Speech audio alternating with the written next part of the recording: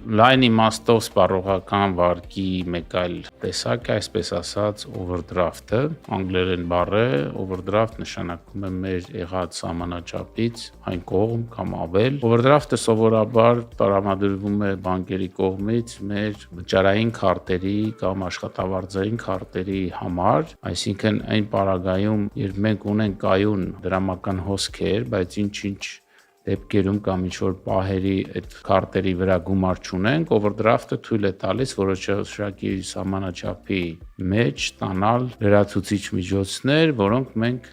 կվճարենք կամ ավտոմատ կվճարվեն աշխատավարձի կամ այլ եկամուտի փոխանցման դեպքում։ Overdraft-ը ի տարբերություն վարկային քարտերի, որոնք ավելի ընդունված են արևմուտքում, սովորաբար չի ունենում արտոնյալ ժամկետ, այսինքն այն պահից սկսած, որ մենք կօգտագործենք սահմանաչափը, օգտագործված մասի համար կուտակվելու են տոկոսներ, որոնք մենք պետք է վճարենք յուրաքանչյուր ամիս։